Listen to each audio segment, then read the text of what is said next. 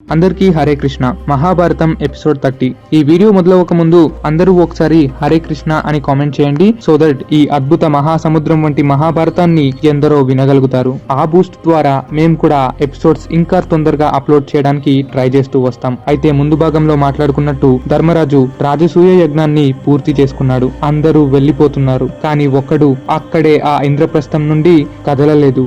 ఇంకెవరు? దుర్యోధనుడు. కర్మ కొద్దీ వచ్చిన కానుకలన్నీ లెక్క పెట్టే పనిని ధర్మరాజు దుర్యోధనుడికే అప్పజెప్పాడు. దుర్యోధనుడు ఒక్కో కానుకను లెక్కేస్తూ కుళ్ళుకున్నాడు. దుర్యోధనుడికి జ్ఞాపక శక్తి ఎక్కువ. 5 లక్షల మంది కానుకలు ఇవ్వగా వారి పేర్లు, వారు ఇచ్చిన కానుకలు అన్నీ గుర్తు పెట్టుకొని మరీ కుళ్ళిపోయాడు. ఇంకా మయసభ కూడా దుర్యోధనుడికి ఎంతో ఆకర్షించింది. ధర్మరాజు యొక్క సంపదనను పరిశీలిస్తూ అక్కడే 3 నెలలు ఉండిపోయాడు. ఒకరోజు మామ శకునితో కలిసి మయసభలో తిరిగాడు. అక్కడే ఓ చోట నేల కనపడింది. నేలనే కదా అని దుర్యోధనుడు నడుచుకుంటూ ముందుకు వెళ్ళాడు. ఆ నేల టక్కున నీరుగా మారింది. డుబుక్కున అందులో మునిగిపోయాడు సుయోధనుడు. అది చూసి అందరూ పకపక నవ్వసాగారు. భీమసేనుడు కావాలనే వచ్చి మరీ దుర్యోధనుడికి బట్టలు ఇచ్చాడు. దుర్యోధనుడు ఎంతో మండిపడ్డాడు, కానీ ముక్క కూడా మాట్లాడలేదు. దుర్యోధనుడు లేచి కనపడిన ఓ తలుపు వైపు వెళ్ళాడు. కానీ దగ్గరికి వెళ్ళగానే అది గోడ అని అర్థమయ్యింది. ఓహో, ఇది గోడనా అని ముందుకు వెళ్ళాడు. అక్కడేమో మరో తలుపు తీసి కనపడింది. గోడ అనుకొని ముట్టి చూడగా అందులో నుండి జారి అవతలకి పడ్డాడు. ఆ దెబ్బకి మయసభ విడిచి హస్తినాపురానికి పరుగులు తీశాడు. తన గది మూసుకొని ఒంటరిగా తిండి నిద్ర లేకుండా ఉండిపోయాడు. అనారోగ్యానికి పాలుపడ్డాడు. నలుదిక్కులు ధర్మరాజు సంపదననే దుర్యోధనుడికి కనిపిస్తుంది. ఓర్వలేక రోజు రోజుకి నశిస్తూ వచ్చాడు. ఎంత ఘోరమైన పాపం చేసైనా పాండవుల సంపద లాక్కోవాలని అనుకున్నాడు. రాజ్యపాలన మానేశాడు. ఎవరితో కలవలేదు. ఒక్కడే దుఃఖంతో కూర్చుండిపోయాడు. ఎన్ని రోజులని కూర్చుంటాడు? అందుకే ఒకరోజు దుష్ట చతుష్టులతో ఏకమయ్యాడు. శకుని, కర్ణుడు, దుశ్శాసనుడు, దుశ్శల భర్త అయిన సైంధవుడు వంటి వారు దుర్యోధనుడి బాధ వినడానికై అక్కడికి వచ్చారు. దుర్యోధనుడు పలుకుతూ, మామ శకుని, మిత్రమా కర్ణ, తమ్ముడు దుశ్శాసన, ఓ సైంధవ, నా బాధ ఆ ధర్మరాజు యొక్క సంపద. వాడిని నేను లొంగదీసుకోవాలి. ఆ సంపదను ఎట్టి పరిస్థితిలోనైనా లాక్కోవాలి.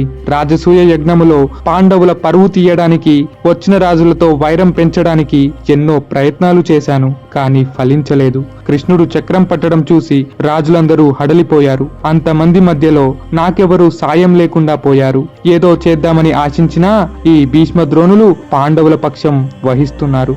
మహాపరాక్రముడు కృష్ణుడు, కాని అర్జునుడికి దగ్గరయ్యాడు. ధర్మరాజు కీర్తి పెరిగిపోయింది. ఇవన్నీ చూసి నేను ఓర్వలేకపోతున్నాను అని అన్నాడు. దానికి శకుని, మేనల్లుడా, ఈ ముక్క ఏదో ముందే చెబితే నా కుట్రలతో పాండవులని పడగొట్టేవాణ్ణి. ఈ మాత్రానికి దుఃఖం ఎందుకు? కాకపోతే ధృతరాష్ట్రుడి అనుజ్ఞ మనకి కావాలి. ఆయన్ని ఒప్పిస్తే మిగతాదంతా నేను చూసుకుంటాను అని అన్నాడు.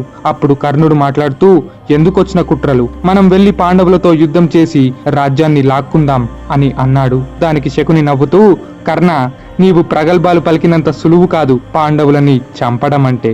ద్రౌపది స్వయంవరంలో నిన్ను అర్జునుడు ఊచకోత కోయలేదా? శల్యుడిని భీముడు పడగొట్టలేదా? యుద్ధానికి దిగితే గెలుపో ఓటమో ఎవ్వరూ చెప్పలేరు. ఏదైనా జరగవచ్చు. కాబట్టి ప్రస్తుతానికి ధృతరాష్ట్రుడితో చర్చించి చూద్దాం అని అన్నాడు. ధృతరాష్ట్రుడు, కర్ణుడు, దుర్యోధనుడు, సైంధవుడు, శకుని, దుశ్శాసనుడు అంతా ఒకచోట చేరారు. వారు కాక మరో మనిషి ఎవ్వడూ అక్కడ లేడు. దుర్యోధనుడి అనారోగ్యపు స్థితి తెలుసుకొని ధృతరాష్ట్రుడు అడలిపోయాడు, వణికిపోయాడు. దాంతో దుర్యోధనుడు, తండ్రి, మయసభలో పాండవుల సంపద, కీర్తి ఇవన్నీ చూసి నేను కుమిలిపోయాను అని అన్నాడు. ఎవరెవరు ఏ ఏ కానుకలు ధర్మరాజుకి ఇచ్చారో గుర్తు పెట్టుకొని మరీ ధృతరాష్ట్రుడి ముందు పలుకుతూ దుఃఖించాడు దుర్యోధనుడు. అక్కడితో ఆగక, తండ్రి, పాండవుల కీర్తి ఒక ఎత్తు, వారి భార్య ద్రౌపది యొక్క అందం మరో ఎత్తు. మయసభలో ద్రౌపది ఎంతో అందంగా కనిపించింది. ద్రౌపదిని చూసి మా భార్యలు కూడా కుమిలిపోయారు అని దుశ్శాసన, దుర్యోధనులు అన్నారు. మయసభలో ద్రౌపదీదేవి ఎంతో అందంగా చక్కగా అలంకరించుకుంటూ కనపడేది. బానిసల నుండి పనివాళ్ల దాకా అందర్నీ చక్కగా పలకరించేది. పొద్దున్నే తొందరగా లేచేది, చకచక పనులు చేసేది. ధర్మరాజు పక్కనే ఉంటూ పూర్ణహూతి సామాగ్రి వేస్తూ కనపడేది. అలా రోజంతా ద్రౌపదీదేవి కాస్త కూడా అలసిపోయేది కాదు. సాక్షాత్తు అమ్మవారిలా కనపడేది. పనివాళ్ల నుండి రాణుల దాకా సమానత్వంతో వారికి చీరలు పంచింది. మరో పక్కన కౌరవుల భార్యలు అలసిపోయి ఓ మూలన పడ్డారు. ఉంటారు. ద్రౌపదీదేవి యొక్క గుణము అందము చూసి కౌరవుల భార్యలు కుళ్ళుకున్నారు. అప్పటి నుండి భార్యలంతా కౌరవులను ముప్పు తిప్పలు పెడుతూ తిట్టసాగారు.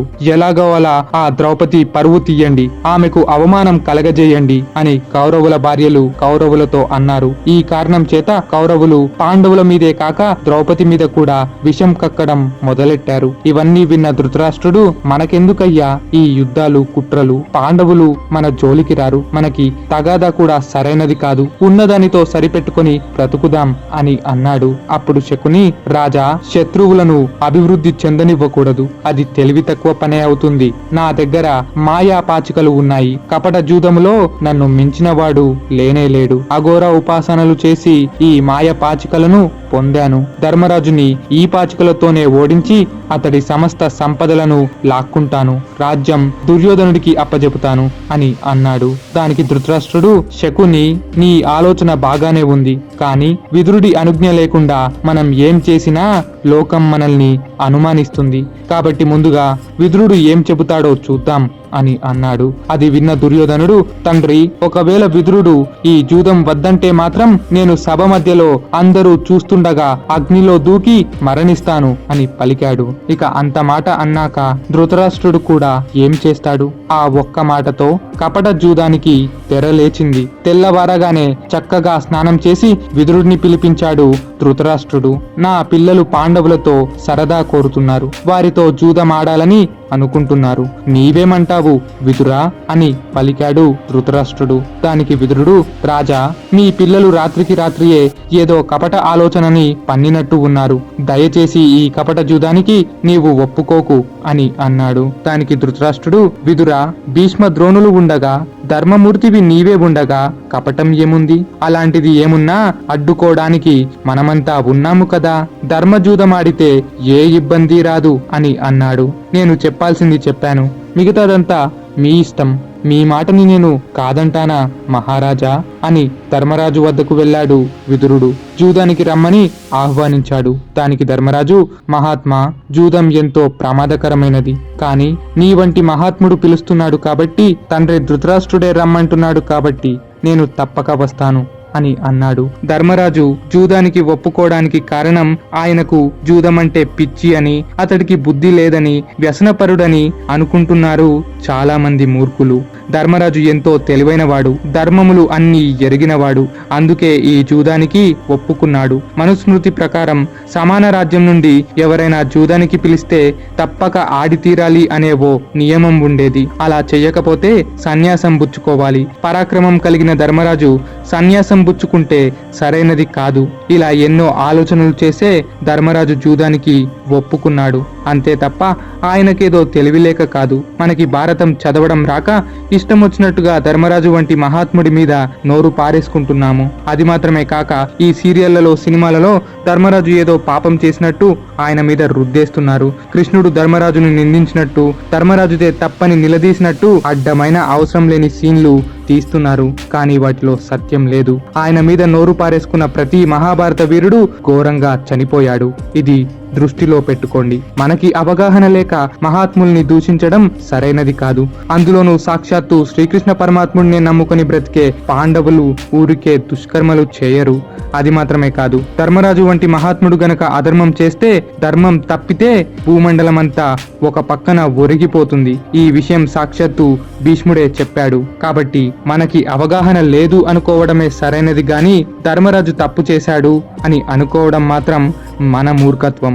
ధర్మరాజు ఆలోచన ముందు మనం ఎందుకు పనికిరాము? జూదం మొదలవ్వక ముందే జూదం పాపమని, దానివల్ల కలిగే నష్టాలు, ప్రమాదాలు అన్నీ ధర్మరాజు శకునికి చెబుతూ వచ్చాడు. కానీ శకుని తన మాయా మాటలతో ధర్మరాజుని రెచ్చగొట్టాడు. అయినా సరే ధర్మరాజు రెచ్చిపోలేదు. కానీ ఇది నా విధి అనుకొని వెనకడుగు వేయకుండా, నాతో జూదం ఆడేది ఎవరు అని అడిగాడు. దానికి దుర్యోధనుడు, నాకు జూదం రాదు, కాబట్టి ధర్మరాజా, నా బదులుగా ఈ శకుని ఆడుతాడు, కానీ పందెం కాయడానికి కావాల్సిన సంపదను నేను చెల్లిస్తాను అని అన్నాడు. పందెం ఒకరు కాయడం, పాచికలు మరొకడు వేయడం ఇది న్యాయం కాదు అని ధర్మరాజు చెప్పాడు. కానీ చివరికి ధర్మరాజు జూదం ఆడక తప్పలేదు. అందరూ వారి వారి ఆసనాలలో కూర్చొని ఉన్నారు. జూదం మొదలవ్వింది. ఆ తర్వాత ఏమైంది జూదంలో ఎవరు నెగ్గారు, దాని వలన వచ్చిన ప్రమాదాలు ఏంటి అనే వంటి ఆసక్తికరమైన విషయాలు వచ్చే ఎపిసోడ్ లో తెలుసుకుందాం. భాగవతం అండ్ మహాభారతం వాల్యూమ్స్ కోసం కామెంట్ సెక్షన్ లో పిన్ చేయబడిన లింక్ ని చెక్ చేయండి. ఇక చివరిగా మరో వీడియోతో కలుద్దాం. జై శ్రీకృష్ణ.